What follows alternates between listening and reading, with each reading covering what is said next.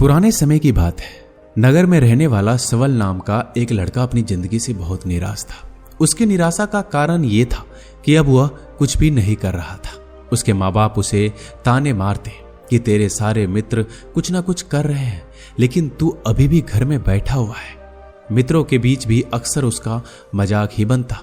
वह कहीं जाता तो लोग उससे पूछते कि क्या कर रहे हो। उसे ये बताने में बड़ी शर्म आती कि अभी वह कुछ भी नहीं कर रहा है। धीरे धीरे उसने रिश्तेदारों के यहाँ जाना और लोगों से मिलना जुलना कम कर दिया। वह ज्यादातर समय अपने घर में ही बैठा रहता। वह अकेले में रोता, भगवान को कोसता और अपनी किस्मत को दोष देता। अब उसे अपनी जिंदगी बोझ सी लगने लगी थी। कभी कभी वह सोचता कि जब वो कुछ करने के लायक ही नहीं है तो फिर उसे जिंदा रहने का क्या फायदा, उसे तो मर जाना चाहिए। एक दिन वह अपने नगर की एक सड़क से गुजर रहा था। तभी उसने देखा कि एक गुरु दुख के ऊपर प्रवचन दे रहे हैं। वह भी उस भीड़ में जाकर बैठ गया और गुरु के प्रवचन सुनने लगा। गुरु बोल रहे थे, दुख एक गुरु की भांति होता है जो हमें जीवन की सच्चाई दिखाता है और हमें सही से जीवन जीने का तरीका सिखाता है। आप चाहे तो अपने दुख रूपी गुरु से जीवन जीना भी सीख सकते हैं और चाहे तो उस दुख में डूबकर बैठकर रो भी सकते हैं। सवल भी गुरु की ये सारी बातें ध्यान से सुन रहा था, लेकिन उसे गुरु की ये बातें सही नहीं लगी। उसने खड़े होकर कहा, दुख कुछ भी सिखाकर नहीं जाता, सिर्फ पीड़ा देकर जाता है। दुख की पीड़ा अनंत होती है। ऐसा लगता है इसके बाद कुछ भी नहीं होने वाला, कुछ भी नहीं मिलने वाला। मृत्यु भी उसके सामने छोटी लगने लगती है। गुरु ने कहा, आखिर क्या दुख है तुम्हें? सवल ने अपना सारा दुख गुरु के समक्ष कह सुनाया और पूछा, क्या आपके पास मेरे इस दुख का कोई समाधान है? यह सुनकर गुरु मुस्कुराए और बोले, जिस दिन तुम्हारे जीवन में सच्चा दुख आएगा उस दिन मेरे पास आना, मैं तुम्हारे दुख का समाधान अवश्य करूंगा। इतना कहकर गुरु वहां से चले गए। सवल ने सोचा, क्या मेरा दुख सच्चा नहीं है? क्या जिस दुख से मैं गुजर रहा हूं वह झूठा है?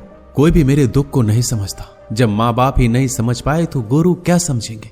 अपने दुखों से परेशान होकर सवल ने एक निर्णय लिया कि अब वह कुछ करके दिखाएगा।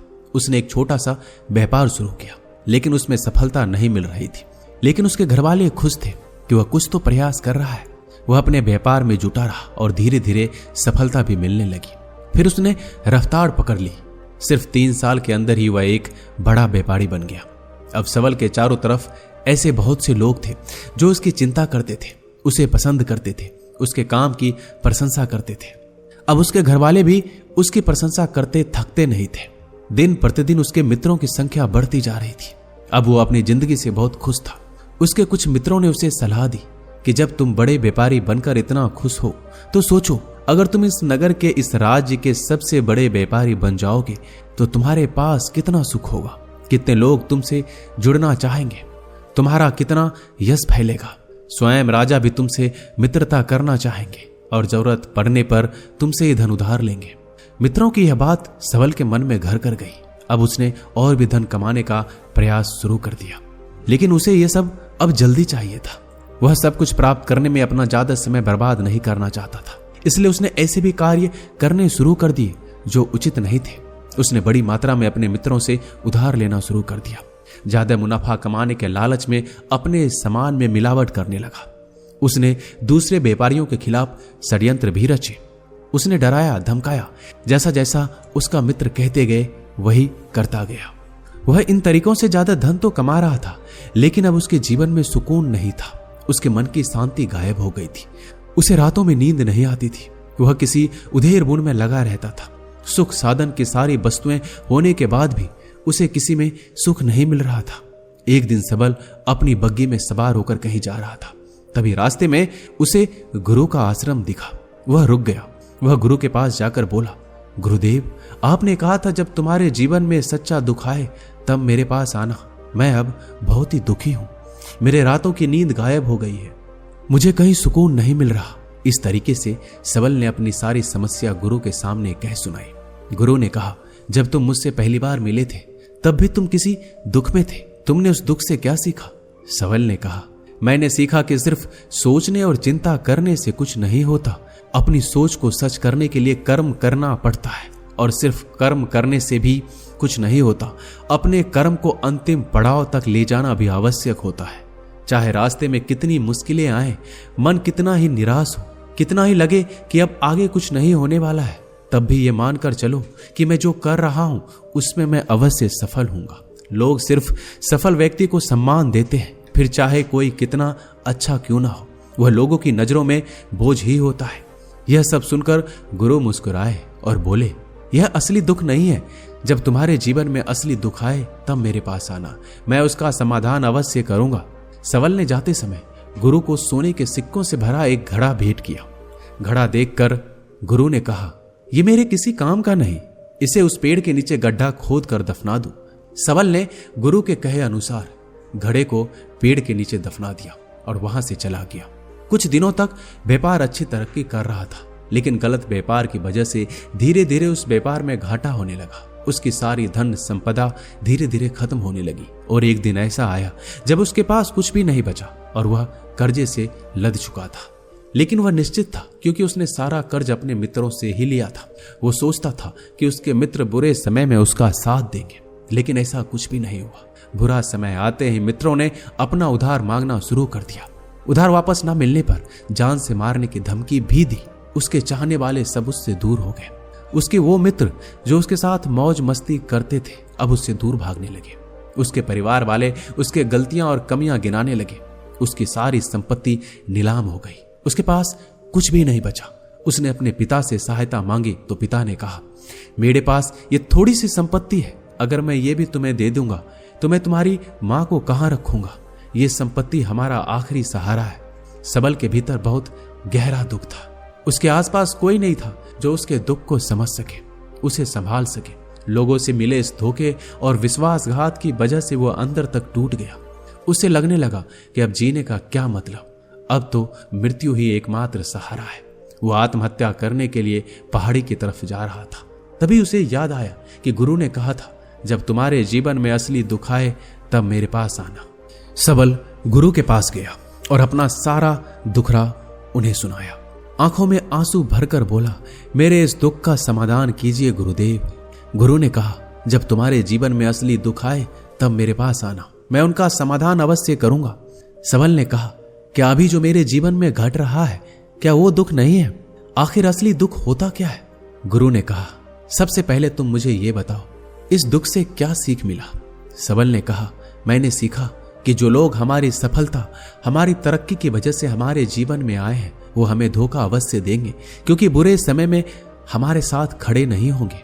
वह केवल अच्छे समय में हमारा फायदा उठाएंगे और बुरे समय में छोड़कर चले जाएंगे। भरोसा केवल उन्हीं लोगों पर करना चाहिए जो हमारे बुरे समय में, असफलता के समय में हमारे साथ खड़े रहते हैं। लेकिन ऐसे लोग बहुत ही कम होते हैं, पर जिसके पास होते हैं उनकी कद्र करनी चाहिए, उनका अपमान नहीं करना चाहिए। मैंने ये भी सीखा कि कभी किसी के खिलाफ षड्यंत्र नहीं रचना चाहिए, ईमानदारी और धैर्य के साथ काम करना चाहिए और कभी लालच नहीं करना चाहिए। अपना सारा दुख और अनुभव बताने के बाद सबल आंखों में आंसू भरकर गुरु के सामने बैठा रहा। थोड़ी देर बाद गुरु उठे और उस पेड़ के नीचे गड्ढा खोदकर वह घड़ा बाहर निकाला जो सोने के सिक्कों से भरा हुआ था और उसे सबल को दे दिया और कहा, तुम्हारे जीवन में असली दुख आए तब मेरे पास आना। सबल ने गुरु को धन्यवाद दिया और प्रणाम कर कर वहां से चला गया। उसने उस धन से एक छोटा व्यापार शुरू किया। अब वह एक छोटा व्यापारी बनकर खुश था। अपनी पूरी लगन और ईमानदारी से व्यापार किया। देखते ही देखते वो फिर अपने नगर का एक बड़ा व्यापारी बन गया। उसका जीवन खुशियों और सुविधाओं से भर गया।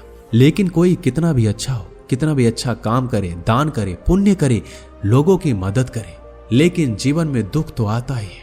तो सबल के जीवन में भी दुख आया। उसके माता पिता की मृत्यु के रूप में। वो दोनों एक ही दिन मृत्यु को प्राप्त हो गए। सबल अपने माता पिता से बहुत प्रेम करता था, इसलिए उसे उनकी मृत्यु से बहुत गहरा आघात पहुंचा। उन दोनों के पार्थिव शरीर को शमशान घाट ले गया। वहां उनकी अंतिम क्रिया की गई।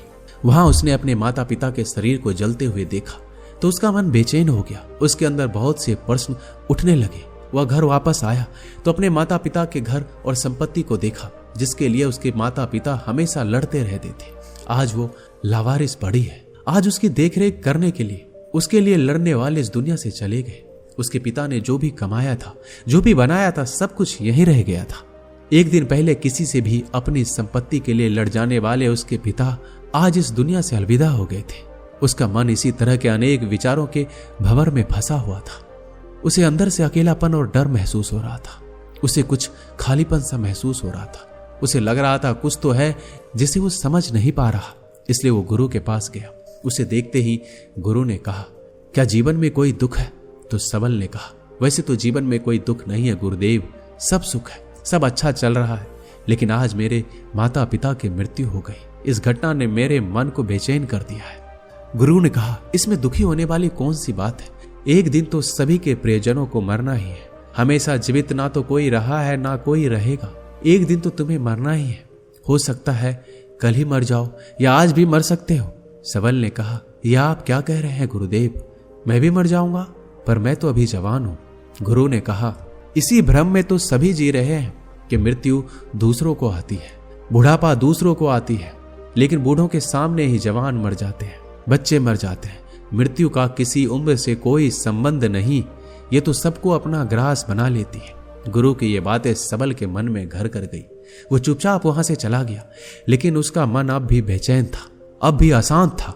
वह कुछ खालीपन सा महसूस कर रहा था। वह पूरे दिन अपने बारे में सोचता रहा कि वह इस दुनिया में क्यों आया है। क्या सिर्फ चीजों को उपयोग करना और मरना ही जीवन का लक्ष्य है? ऐसे बहुत से प्रश्न उसके मन में लगातार उठ रहे थे, लेकिन उसका उत्तर नहीं मिल पा रहा था। उसका दुख दिन प्रतिदिन बढ़ता जा रहा था।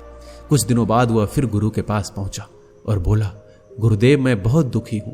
मैं ये नहीं जान पा रहा हूं कि मैं कौन हूं, इस दुनिया में क्यों आया हूं। ये सुनकर गुरु मुस्कुराए और बोले, आज पहली बार तुम्हारे जीवन में सच्चा दुख पैदा हुआ है। वास्तव में यही वो दुख है जो दुख कहलाने के लायक है, कि हमें पता नहीं कि हम कौन हैं, क्यों आए हैं, क्या करना है, कैसे करना है। सबल ने कहा, गुरुदेव, मेरे इस दुख का समाधान कीजिए। गुरु ने कहा, हम सभी इंसान जीवन भर क्या इकट्ठा करते हैं? सबल ने कहा, हम सभी इंसान जीवन भर धन, संपत्ति, मान, सम्मान, परिवार, मित्र, शत्रु, पद, प्रतिष्ठा, यही इकट्ठा करते हैं। गुरु ने कहा, क्या इन इकट्ठा हुई सभी चीजों से एक भी चीज साथ ले जाया जा सकता है? सबल ने कहा, नहीं गुरुदेव, इनमें से कुछ भी साथ नहीं ले जाया जाता। मेरे माता पिता के साथ कुछ नहीं गया, सब कुछ यहीं छूट गया है, परिवार, संपत्ति, सब कुछ। तो गुरु ने कहा, अब मेरी बातों को ध्यान से सुनना। इस दुनिया में हमें जो इकट्ठा करना है वो हम इकट्ठा करते नहीं। चीजें जो हमारे सामने होती है लेकिन हम उन्हें देखने का प्रयास नहीं करते। इस दुनिया में हमें जिस चीज को इकट्ठा करना है वो हम खुद हैं। हमें खुद को इकट्ठा करना है ताकि जब मृत्यु हो तो हम एक हो सके और स्वयं को पहचान सके। हम भीतर से बटे हुए हैं। हम बटे हुए हैं प्रेम में, नफरत में, क्रोध में, जलन में, धन में, संपत्ति में, पद में, प्रतिष्ठा में, मान में, पहचान में, धर्म में, जाति में। ऐसे ही सैकड़ों हजारों चीजों और वासनाओं से हम बटे हुए हैं। हम टुकड़ों में जीवन जी रहे हैं। इस बंटवारे की वजह से हमारी चेतना कभी एक नहीं हो पाती। हमारी चेतना बिखर गई है। इसलिए हमारे पास इतना भी समय नहीं है, इतना भी ऊर्जा नहीं है कि हम मुड़कर एक बार अपने भीतर देख सकें। वास्तव में जिस धन की कमी, सुविधाओं की कमी, मान सम्मान की कमी को लोग दुख समझते हैं और जीवन भर उसे दुख बोलकर रोते हैं, उनका समाधान खोजने का प्रयास करते हैं, उन्हें उनका समाधान कभी मिलेगा ही नहीं। क्योंकि जिन्हें लोग दुख कहते हैं वो असली दुख है ही नहीं। वो तो सिर्फ इंसान की चाहत है, उसकी इच्छा है जिसकी पूर्ति कभी नहीं की जा सकती। इसलिए यहां व्यक्ति को ऐसे दुखों का कभी समाधान मिलता ही नहीं। इसलिए इन सब के ऊपर अगर अपने दुखों का परम समाधान चाहिए तो सबसे पहले अपने आप को इकट्ठा करो। अपने ऊर्जा को इस संसार से वापस खींचो और एकत्रित करो। अपने ऊपर ध्यान दो, खुद पर ध्यान लगाओ। पहले अपने आप को पहचान लो, ऐसे ही बिखरते हुए मत चलो। सबल ने कहा, क्या गुरुदेव, हमें ये संसार छोड़ देना चाहिए? अपने सभी इच्छाओं को मार देना चाहिए? किसी से प्रेम नहीं करना चाहिए? धन संपत्ति इकट्ठा नहीं करना चाहिए? मान सम्मान की आशा छोड़ देनी चाहिए? गुरुदेव ने कहा, एक बिखरे हुए मनुष्य के अंदर से कामनाएं, इच्छाएं और वासनाएं ऐसे ही निकलती है जैसे पहाड़ से कोई पत्थर गिर रहा हो, जिस पर पहाड़ का कोई नियंत्रण नहीं है सिवाय देखने, परेशान होने और कुछ खोने के।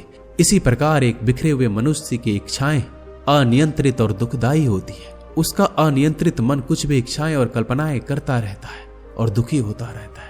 लेकिन जब व्यक्ति एकत्रित हो जाता है तो वो जो भी करता है उसके नियंत्रण में करता है, तब इच्छाएं भी उसकी इच्छा से निकलती है। सबल ने कहा, गुरुदेव, आपने मेरे सच्चे दुख का समाधान कर दिया। उसके बाद आपका बहुत धन्यवाद। मैं खुद को एकत्रित करने का प्रयास करूंगा। गुरु ने कहा, मानव शरीर में बहुत ऊर्जा है, बहुत शक्ति है, पर यह बेकार के कामों में बटकर रह गई है, व्यर्थ की चीजों में लगी रहती है। यह ऐसा है कि जैसे एक अत्यंत शक्तिशाली मशीन किसी बच्चे के हाथ में दे दी गई हो और बिना सोचे समझे, बिना किसी नियंत्रण और जानकारी के बस इस शक्ति को कहीं भी बर्बाद कर रहा है। इसलिए अपनी चेतना की शक्ति पर ध्यान दो और इसे एकत्रित करो। सबल को अपने प्रश्नों का उत्तर मिल चुका था। उसने गुरु को धन्यवाद किया और